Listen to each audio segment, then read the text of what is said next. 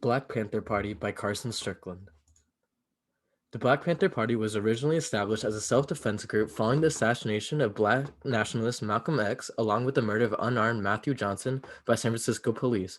The party was founded in 1966 by Huey P. Newton and Bobby Seale, two African-American revolutionaries at Merritt College in Oakland, California.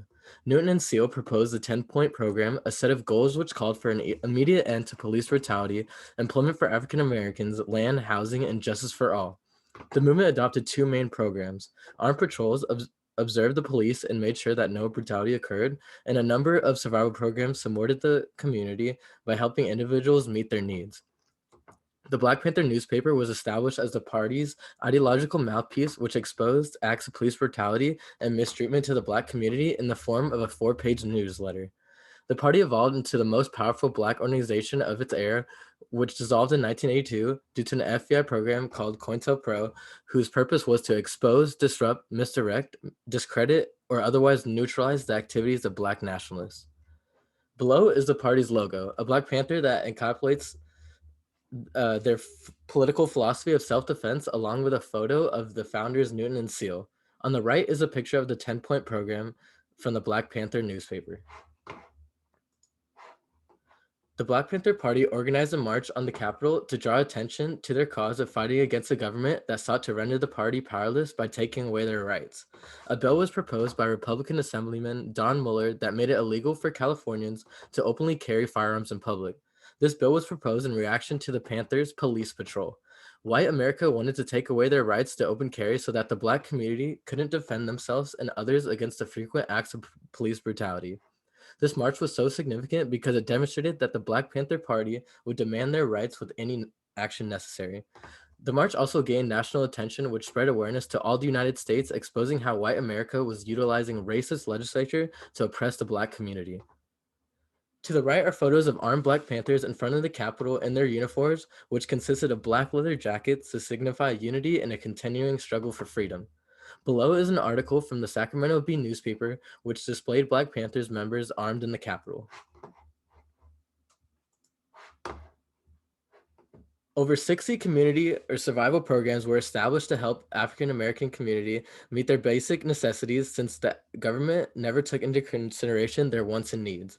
Huey Newton proposed the concept of revolutionary intercommunalism, which traces how social institutions, which are responsible for maintaining the health of its communities, only serve the small elite, excluding the African American community. His strategy of revolutionary intercommunalism involved the making of community programs or survival programs to develop positive institutions within the African American community to make up for federal systems which underservice them. The programs provided free education, employment, legal aid, food, ambulance service, clothing, and health clinics.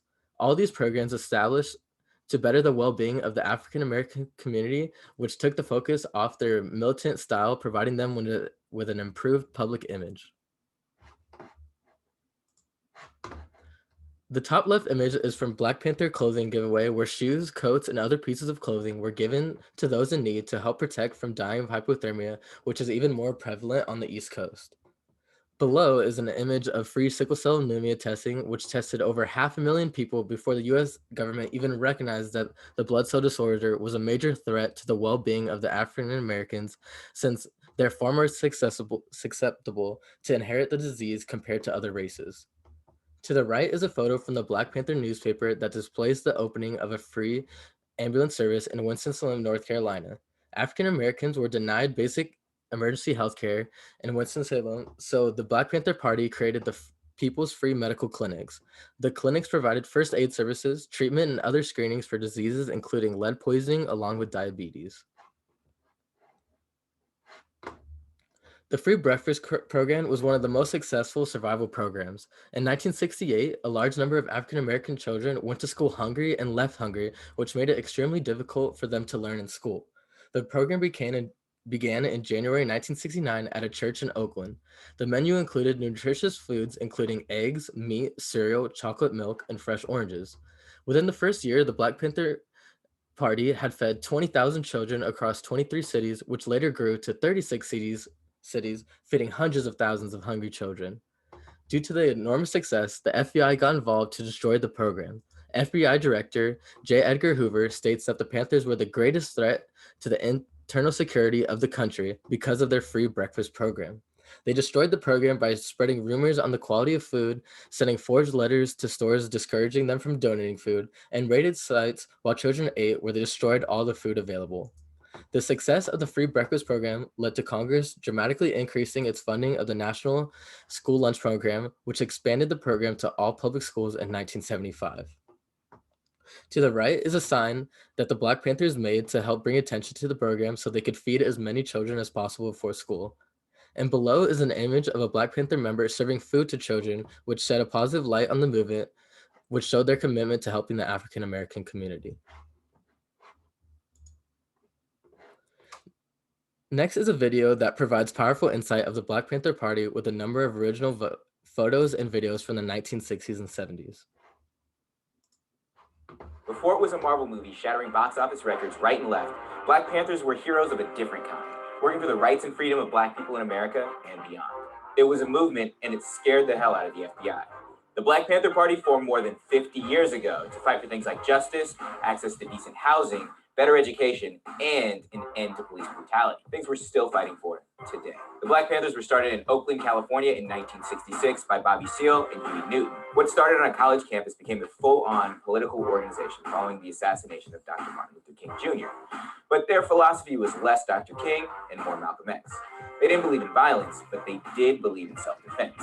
Believing in survival until revolution, the Panthers created tons of programs to help their communities, like the Free Breakfast for Children program, which started after studies revealed that children who didn't eat in the morning were less attentive in school. They cooked and served 20,000 meals a week to kids across the country. They set up free health clinics, helped find housing for the homeless, and they protected Black people from police brutality by policing the police. Panthers created citizen patrols in Black communities, showing up to police arrests of Black residents, to monitor officers' behavior, and to make sure they didn't use excessive force. In California, where there is an open carry law, they carried loaded guns.